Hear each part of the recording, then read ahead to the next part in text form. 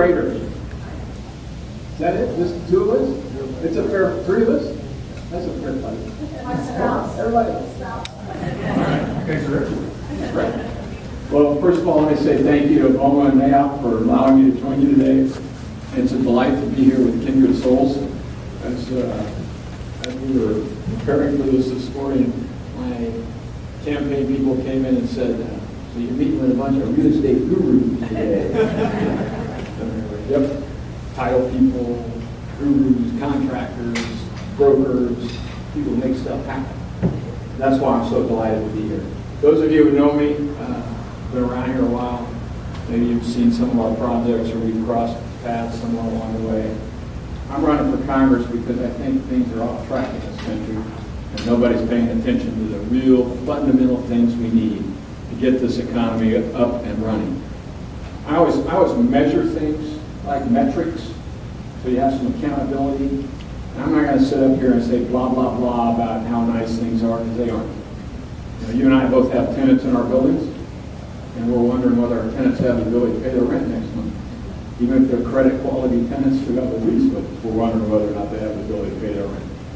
We have buildings we want to build, and our contractors are trying to find folks who can do the jobs, like pouring the concrete or laying down the wire for the electrical or putting in the plumbing or whatever, tilting the walls. And we're short labor. And then we're faced with an environment which says, no, you can't build there. So then we say, okay, then we'll build over here. So then we go over there and we try to build over there, and somebody else pops up and says, no, you can't build there. So then we say, okay, we're going to build over there then. And then we go and get everything set up, and somebody steps forward and says, no, you can't build there. Pretty soon you can build anywhere you want except wherever you want. I mean, that kind of crystallizes in my mind the condition of our country. You can do anything you want except what the government doesn't want you to do. And that's very frustrating. Because what we do is we put people to work. We go out and we take on a risk. And we get our title policy that guarantees our title. And we get our contractor with a bond, so we know the job's going to get done. Then we give our lender a guarantee. And then our lender kind of holds us over the fork and slowly gives us a rotisserie treatment that we're all very familiar with. And at the end of the day, if we don't deliver, we don't eat. I think it's about time we put somebody in Congress who has that mindset, who understands you don't deliver, you don't eat. Just that mind frame. Instead of talking about this no budget, no pay kind of thing that doesn't mean anything, let's put somebody in Congress who understands what it is to sign the front of the paycheck, who understands what it is to go into a bank and borrow the money to build something and know you're putting everything else that you have on the line to get it done. And who then has to confront some bureaucratic maze to get a permit in a totally urbanized area and pay exorbitant fees to do that. If you can't get water, or is told, well, we've restricted permits because we don't have any water, while at the same time the current incumbent is standing silently by while we're releasing 1,000 cubic feet a second more out of Folsom than is flowing in. I think what we need is somebody who's been out there on that edge, trying to make something happen to make this community and this country a better place. Let me give you a sense of what I want to work on when I get to Washington. Number one, like you, I'm overtaxed and I'm overregulated. I want fewer taxes and less regulation. That's a clear contrast between me and my opponent. My opponent, virtually the first vote he took when he got to Congress was to raise taxes on the American people by $2.6 trillion. $2.6 trillion. Keep in mind, today, in fact, last week I think I saw a report, but in today's world, the federal government is only collecting $3 trillion in tax revenue per year. So he basically wanted to double that. I'm for reducing that. If you have any questions about my intent there, in 2001 and 2003, I was part of the team that did that. We had two of the largest tax cuts in the history of this country. Now, lo and behold, by 2004, the economy was booming. Most of us were back at work. We had multiple deals pending. The title companies were short-staffed. We couldn't get our policies out. We couldn't get the things closed because the banks were overwhelmed with loan applications and what have you. That's where we need to be. That's what we want. And that's what my goal is, to get back to that. I also happen to think, if you've heard a few commercials recently, which, by the way, those of you who have media tenants in your buildings, you're welcome. One of the things I've talked about incessantly in this campaign is the need to have a change in the Affordable Care Act. One that allows individuals to pick the medical coverages they need that are unique to their circumstances, rather than have something dictated to them by somebody who lives 3,000 miles away and doesn't know what you're dealing with. My wife made this abundantly clear to me the other day. She said, "You will find a way to get this to happen, because I am not going to buy coverage." She was speaking in the first person. "I am not going to buy coverage for me for my prostate." So I said, good, because I'm not going to buy coverage for a hysterectomy. So my point here is that government, under the current regime, with President Obama and his allies like Congressman Barrett, thinks they can tell us what we need to do without understanding the challenges that we face. Obamacare is a classic example of that, where the president promised that premiums would go down, that we'd be able to keep our doctor, and none of that is true. Prices have gone up. They went up by about 20% the first year. They're scheduled to go up 5 to 8% this year. And that's if you can find a policy. Again, let's get back to the point here. We need to elect people who can connect the dots, who understand how this is affecting everyday lives and the economic impact that we all are very tuned into. We need to elect people like that. The other thing I'm worried about is the United States as a whole. I think our country is seriously off track.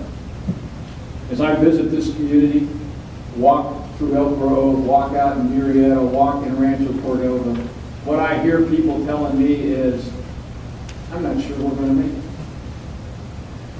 Think about that. I'm not sure we're going to make it. I can tell you for a fact, if you're tired, if you're 20, and you're wondering what the future holds, I'll just tell you, I was 21 too, and I remember the questions. I need you to have faith. If you're 30, and you've got young kids, and you're starting your own business, and you're wondering how you're going to pay the piper on the first of the month, or how you're going to pay the utility bill, I need you to have faith, right? Because we can fix this. If you're 40, and your kids are in high school, and you're wondering how I'm going to pay for college, thank you, Rex, for the compliment. Yes, I am dealing with it. If you're wondering how your kids are going to pay for college, or how you're going to pay for college for your kids, I'm here to tell you, we can solve this. If you're 50, and you're wondering, as some of us always do, is this all there is? Is this all there is? Let me tell you something. There is so much more. If you're 60 or 70 or 80, or in your 10th decade of life like my parents, I have to tell you the story of my parents. Some of you know my dad in Lois. He is hard-nosed, ruthless, and you think he's ruthless to you. You ought to see how he is to me and my sisters. My dad comes to the office every day still. He's 90 years old, literally. He comes in and he'll say, we got to get something done. I got a list here. We got to get this done. Come on, we got to get this done. Let's get this done. So my sister Marge and I, who are in the office, occasionally say, Dad, you're not. It's okay. We get it done. No. We got to get this stuff done. Come on. Oh, Dad, it's okay. And finally he just sits down. And we have this thing in my family called in-laws glare. And he just kind of fixes you like, look at me kind of thing. He kind of says, you do not understand. And we both go, understand what? To which he says, I am 90 years old. We gotta get this stuff. So anyway, whatever your age, whatever your business, whatever the challenges are that you face, I want you to know my intention is to overcome those challenges. If you're tired, climb on my back, I'll carry you. All right? If you're frustrated, don't get angry. Pick up the phone. When I'm in there, call me. We'll find out a solution. If you've got some government agency who won't give you a permit, whether it be the Corps or Fish and Wildlife or, pick your alphabet soup agency, call me. I'm really good at that. We have what was called Regulatory Fridays when I was in there before. Some of you work for companies that we've got permits news for you. We're going to go back to that time. We're going to make it clear to the agencies that we're going to get this economy rolling, and those permits are coming out the door, and they're coming out the door in a timely fashion. Listen, this is very serious business. I mean, as much fun as I have doing this, this is very serious business. One person can make a difference. You know that 90-year-old guy I was telling you about? He taught me two things. He said, one person can make a difference, and hard work pays off. All right? One person can make a difference. Hard work pays off. I'm asking you to join me in those two things. All right? November 4th is 12 days away. All right? I want you to talk to your neighbors, to your friends, and your colleagues. I want you to ask them, do you want your country to move forward, or are you happy with the status quo? Because if you're happy with the status quo, you're going to vote for my opponent. If you want something better for yourselves, or your families, or your kids, or your community, come with me. Let's get this done. I'll be happy to take some questions. Thanks for having me today.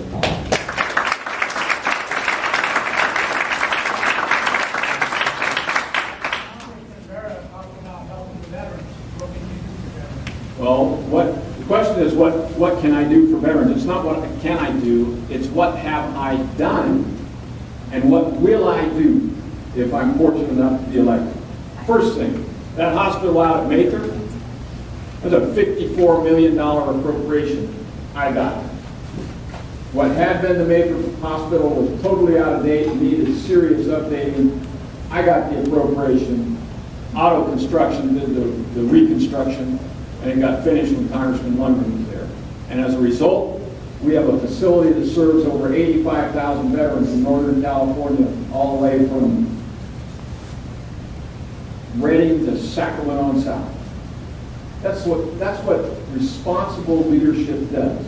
Because when we send young people out to protect our national interests, sometimes they come back broken. And the very least we can do, the very least we can do.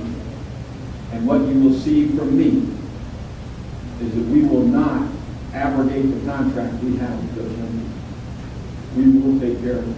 Whether they come back needing new limbs or traumatic brain injury or a host of other Agent Orange or what have you diseases, we will keep that contract. And we will deliver.